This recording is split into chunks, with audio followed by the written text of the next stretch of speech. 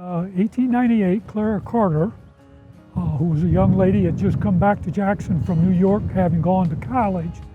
She had apparently learned how to golf in New York, and she came back and got approximately 40 people together, and they got permission from a Mrs. Litchfield to use a 16-acre park that was on the corner of Ganson and at that time Purifier Avenue, which is now North Wisner Street, and they laid out a 9-hole golf course and started playing golf. So that's how golf started in the city of Jackson.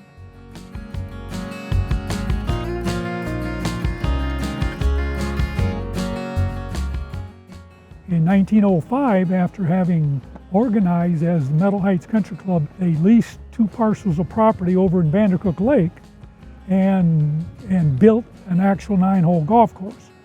And then 2 years later, in 1907, they erected a very nice clubhouse sitting there on top of what they called the mill race, which was a canal, and that had been dug through the property. And so they had a tennis court and a pool. And so they literally had a nice little country club with a 9-hole golf course, par 37. When Meadow Heights started and operated at Ganson for 5 years, and then moved, or actually for 7 years, and then moved over to Vandercook Lake, they were the only golf course in Jackson, and it was a private club. There was a demand for, and an interest, first of all, and a demand being created for more golf. And the story that's a little, if you will, I guess, conflicting with Meadow Heights is the fact that the city of Jackson, and it so happened to be at Ella Sharp Park, that they tried to build a golf course there for years, and the city kept rejecting it. The city fathers kept rejecting it. They didn't have the money. They even put it up for a vote to the people, and the people turned it down. So Meadow Heights for 28 years was the only golf available in Jackson. The history is that they had a 9-hole golf course with no more land to build additional holes. After they built that, the other golf courses being built in other cities like Battle Creek, Kalamazoo, Lansing, Ann Arbor were 18-hole golf courses. And they were playing interclub matches early on, even at the Ganson Street site. They were playing interclub matches with other courses, and so that was a very big social as well as a golf event. And so with the Meadow Heights only being limited to 9 holes, they had to come up with an alternative for an 18-hole. So a bunch of the members decided they would start over and build a complete new country club. And they picked this site here at the Country Club of Jackson. It was called the Calm Horse Farm, but it was owned by a gentleman by the name of John Hurley and his wife, who had bought it from the heirs of Calm, and then they're the ones that sold it to the group that bought it for the Country Club of Jackson, or for Jackson Country Club actually. It was named Jackson Country Club originally. In 1924, they got an option on the property, and then in January 9th of 1925, they organized officially and sold out 250 memberships and started construction in 1926, and or in 1925, and then finished it in 1926 and opened the golf course on June the 10th in 1926. The list of the founding fathers was basically 12 people that had gotten together and were elected as the organizing committee and the temporary board to organize the club. And then once the club was officially organized, they were re-elected as the official board. There was 12 of them. L.C. Bloomfield, A.D. McBurney, Otto Schultz, and Blanchard. He was the one that worked with the golf course people to build the golf course. McBurney, what's interesting is that McBurney had bought a seeding company up in Grand Rapids, and he moved it to Jackson, and it was called Michigan Seeding Company, McBurney actually designed all the furniture that was put in and built it that was put in the original clubhouse. The club actually talked to Donald Ross, who was doing some work at the time in Chicago, and of course Ross had done a lot of work at Oakland Hills and Grosse Ile and a few other clubs around the Metro Detroit area, and so they talked to Donald Ross, but I was not able to determine why they didn't choose him. But the bottom line is that Arthur Ham, who was born in England and was apprenticed in club making and golf professional and golf ball making, as well as architecture from the time he was 15 years old. He moved to New Zealand as a 21-year-old and spent 2 years in New Zealand as an architect and a club professional. He finished second in the New Zealand PGA, or he won the New Zealand PGA, but he finished second in the Australian Australian Open down there in those 2 years. Just so happens that Plum Hollow in Southfield needed a club professional because their club professional, Bob Ford, moved to Oakland Hills in 1924. And so they were looking for a professional, and most of the professionals at the time were either from Scotland or England. And so anyway, Arthur Ham ended up at Plum Hollow. And so when he started in 1924, and the club founders in 1925 needed an architect, they ended up hiring Arthur Ham. 1926 club was the Jackson Country Club, and it went bankrupt in 1932 when it was reformed, recapitalized, and renamed the Country Club of Jackson. A number of members bought the property so that it wouldn't be subdivided or sold to somebody else.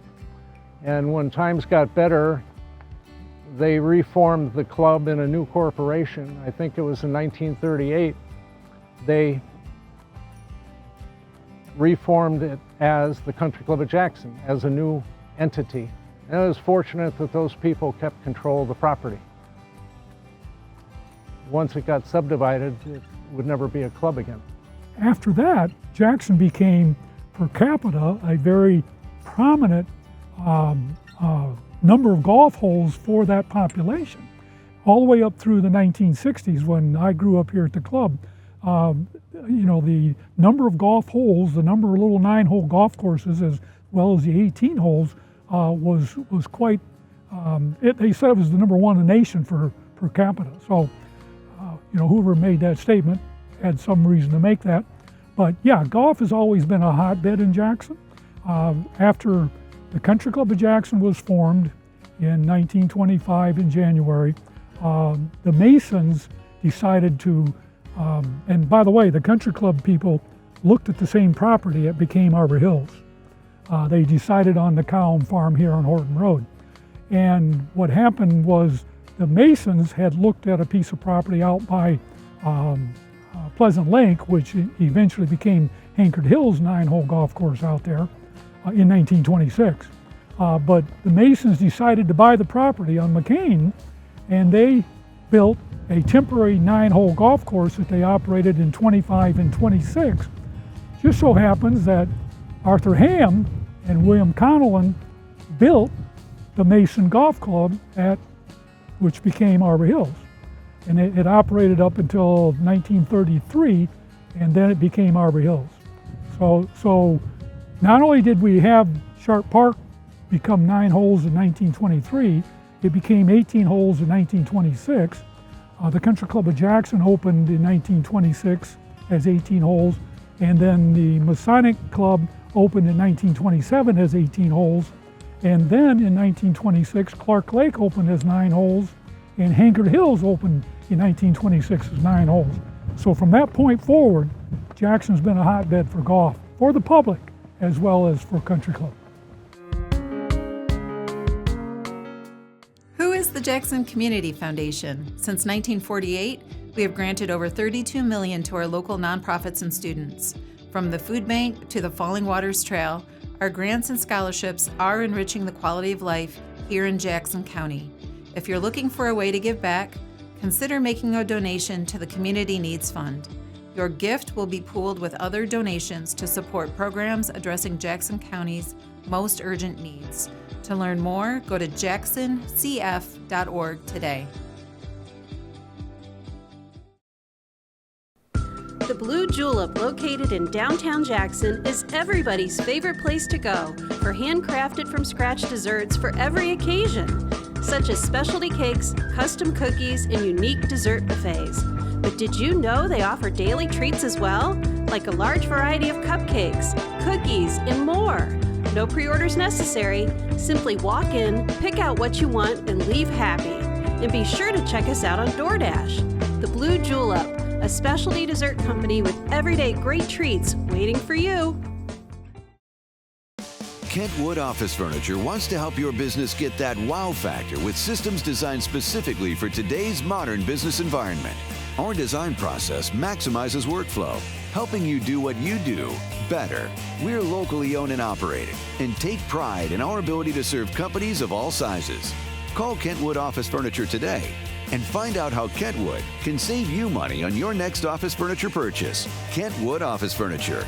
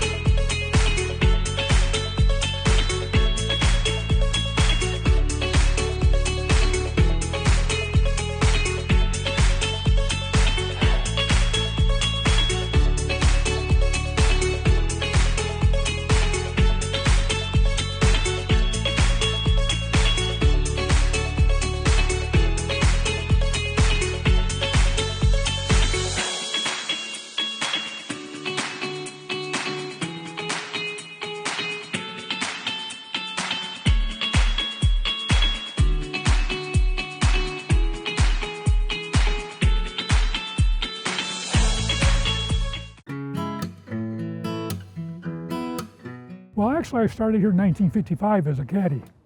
I was 11 years old, and so the club was very active. We had set routines. There was ladies 18-holers on Tuesday, 9-holers on Wednesday morning, and Thursday afternoon was Doctor's Day.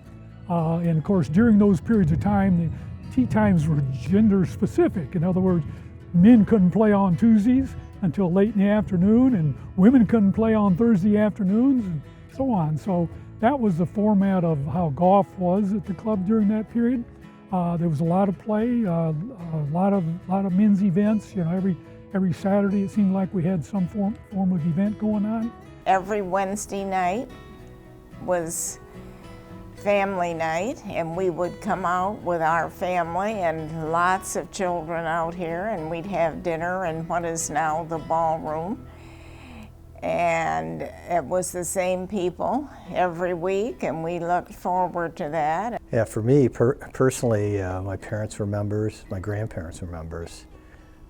So, I go back, so I've been a member my whole life, which I'm 68 at this point.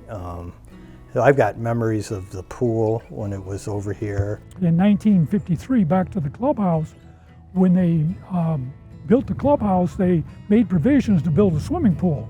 And that swimming pool was sitting right here, just about where we are. And they built that in 1955 and opened it in 1956. We just grew up. My sisters and I, we were like the country club kids. We'd get dropped off, I think, for swim lessons. Then we maybe even go to tennis lessons, then go to golf lessons. And the first two didn't stick, but golf did. And then we'd literally, just lived out here. And they used to, on the 4th of July, they had fireworks right out here, right off the 10th green. And they would open up the entire clubhouse, and the pool was right here. And I was only 4 or 5, but you could rip through there in your bathing suit and jump in the pool, and they'd be lighting off the fireworks. And that was a great night. I do miss that. My earliest memories, forgive me, is from when my family actually belonged to Arbor Hills. And this was when we were very young.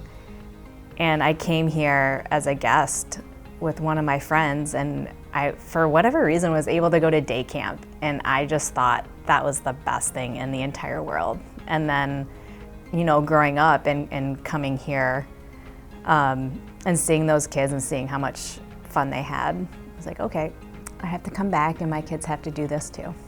I started working out here when I was prior to becoming members, so just golf has always been the fabric of how I've used the club, which is fun because now I've got a son at home, he's 18 months, we come out here and you know, he runs around and you know, does what he can with his little golf clubs, and I'm sure that you know, my future is going to be a little different now, where I'm growing my family and the pool and the tennis courts and day camps, and you know, golf will probably not, I don't want to say take a back seat, but it'll be just a part of you know, my experience here moving forward.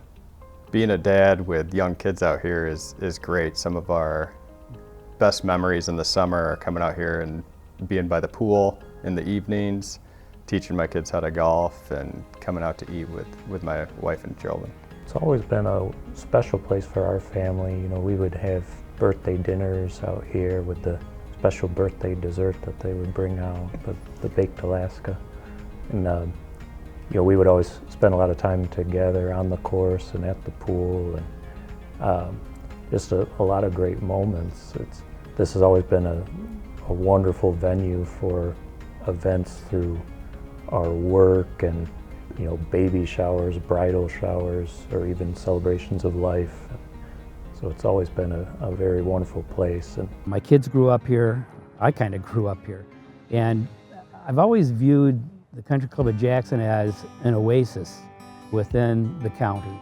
And I mean that from everyone's work life is busy and hectic, but I'll tell you, even on a weeknight, when you hit the driveway off of Horton Road to come up to the clubhouse, the locker room to get your golf clubs and go out on this beautiful golf course, it is a vacation within itself, within the day, within a work day. And it's peace of mind and tranquility. And you know, the funny thing about golf is it can be a group event, but every shot is a solitary mental battle. And you are on an island. And so there's a lot of inner talk and blocking out all else that's going on. So the combination of cherishing and relishing that peacefulness that is brought about by being on this golf course, and wanting to preserve that for other members and future generations has led me to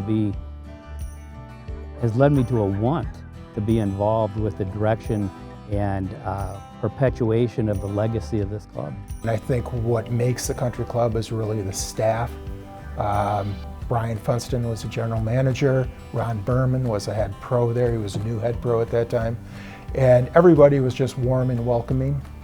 And that really made us feel comfortable here.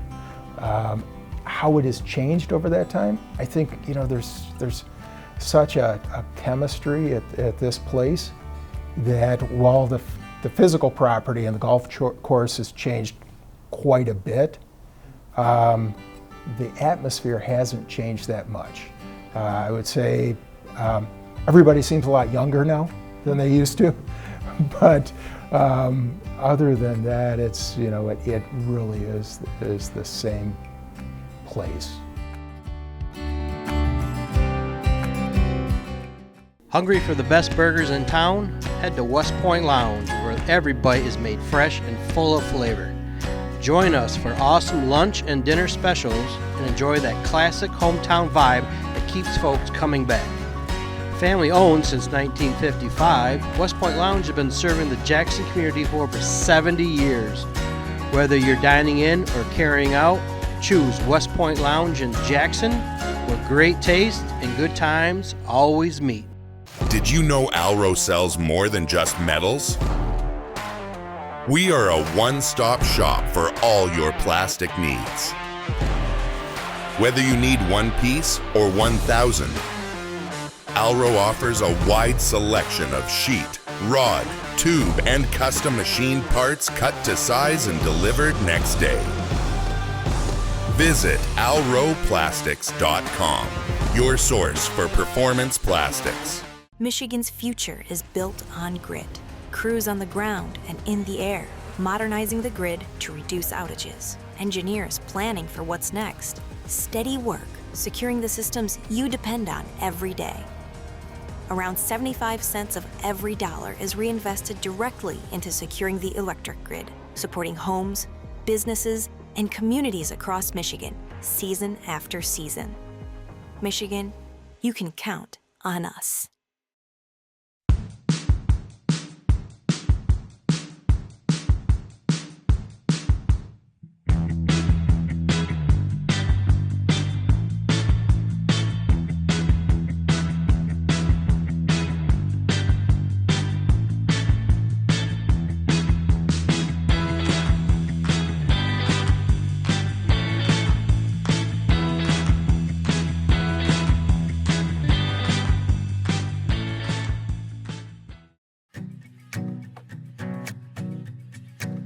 This course is probably rated in the top 25 in the state.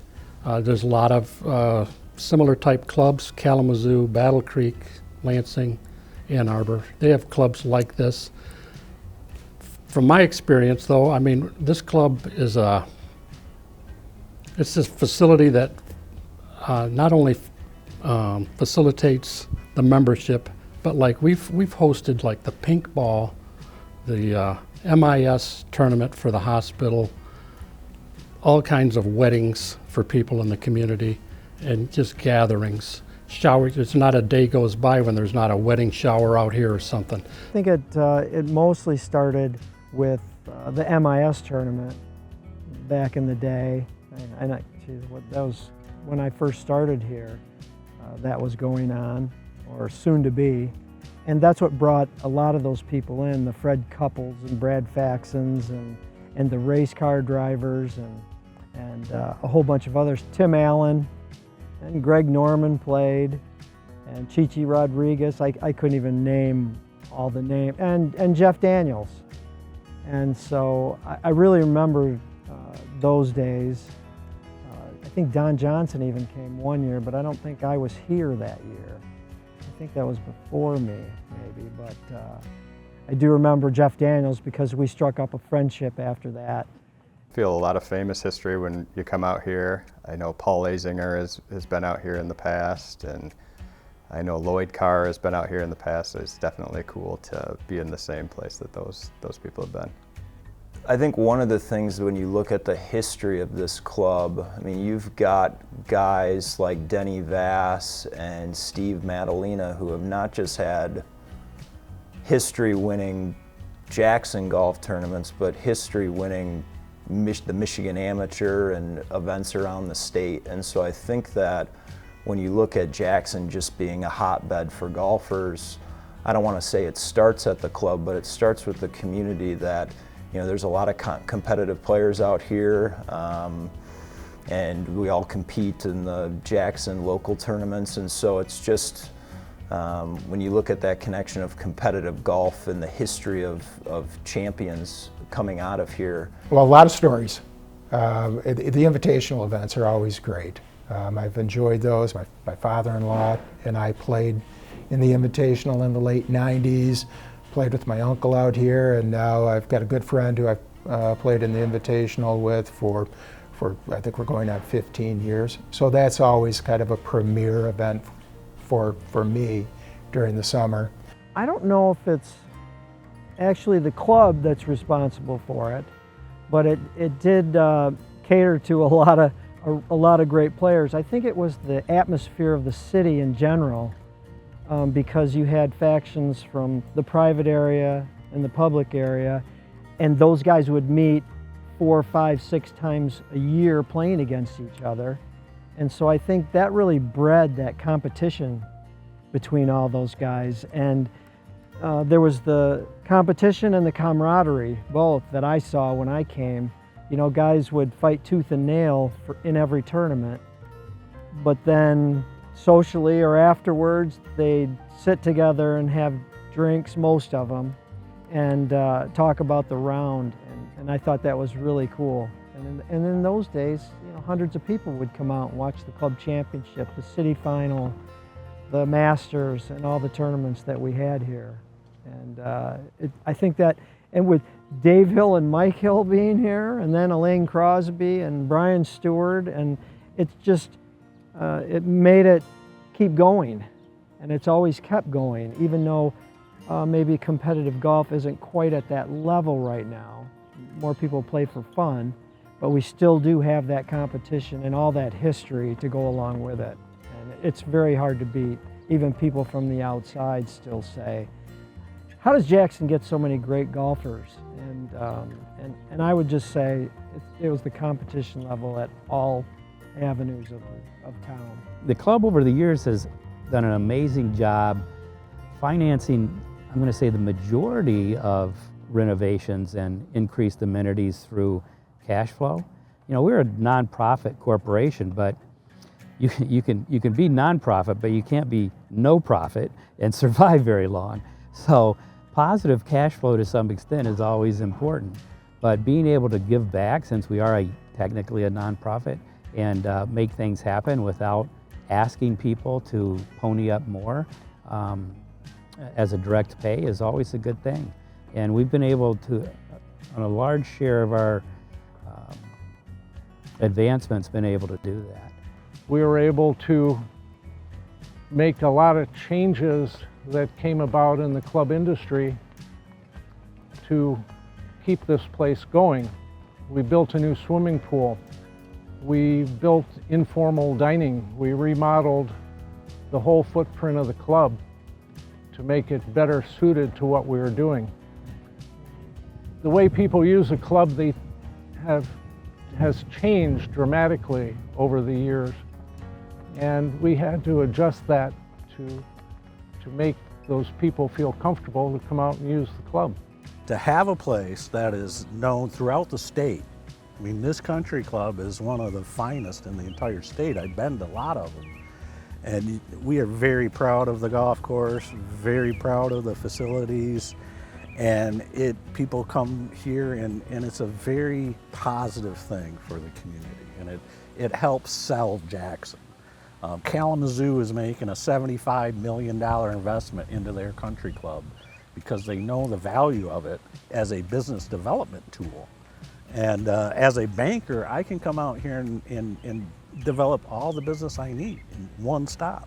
And business owners can do the same thing. I tell business owners, hey, belong out there because you're going to make connections that are going to benefit you. And not one of those people have ever regretted joining out here. As a longtime member and as a current board member and past president, how I feel about the perpetuation of this club, I think it's incumbent upon us that we assume that leadership and help in the direction so that we can provide a stable club, a stable atmosphere, a enjoyable place to relax, have fun, have family, and leave that legacy going forward. Through all these years and all the thousands of people, the relationships that I've maintained over the years, whether it's all the members and ex-members of the country club, that when I see them, they all still talk favorably about myself and the staff and the golf course and the service that we would give, and the people in the community that I became friends with just as much as the members here. And those relationships mean so much to me. Living here, staying here all these years, and that's why I never left. I had a couple chances to leave, to go back to places where I'd worked before, but nothing can compare with the people, the club, the amenities, and everything that went on here. It's just such a great place to be a golf professional. And there's a lot of people in my profession and my peers that understand that because they visit here and play in tournaments, and they know why I would never leave.